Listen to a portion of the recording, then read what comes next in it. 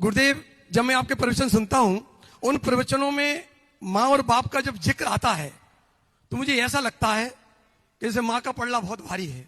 माँ के चरणों में स्वर्ग होता है। मैं इस बात को इग्नोर नहीं कर रहा हूं गुरुदेव। मेरा प्रश्न ये है, माँ जीवन की सच्चाई है तो पिता जीवन का आधार है। माँ के बगैर जीवन अधूरा है तो पिता के बगैर अस्तित्व अधूरा है।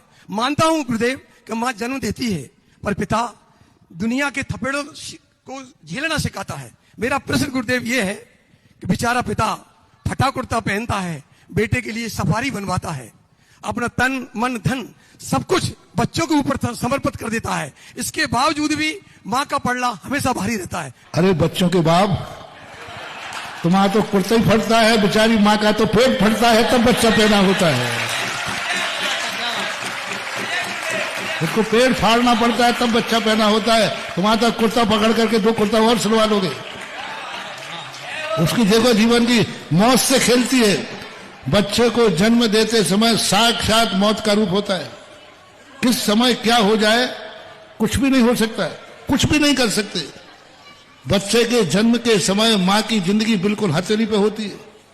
कोई भी घटना, और देखते भी, केस सुनते भी है। और तुम अपने कुर्ता की पड़ी हुई है। और दूसरी बात है, उसको तो दो शब्द प्रशंसा के ही मिलते हैं। तुम्हें तो बेटे के गोत्र मिल जाता है, पालती वो है, दूध वो पिलाती है, और गोत्र बाप का मिलता है, ओरिजिनलिटी तुम्हें मिलती है। उसको तो शांत नहीं मिल रही है अकेली। उनको तो माँ कविताओं में रहते, माँ बहुत है, माँ में जन्नत है, माँ के पैरों में जन्नत है। लेकिन बेटे का नाम किसके नाम से चलता है? वंश किसका चलता है? पिताई का चलता है। आज तक मैं कितनी शांत रहती बेचारी। माँ का नाम कहीं नहीं लिखा जाता, जहां देखो वहां बाप का लिखा जाता है। बल्दियत में किसका नाम लिखते हो?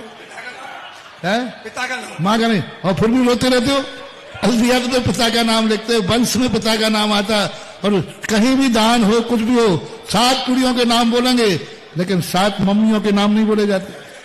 आपके यहां दादा का नाम बोलोगे, पिता का नाम बोलोगे, और दादी का है।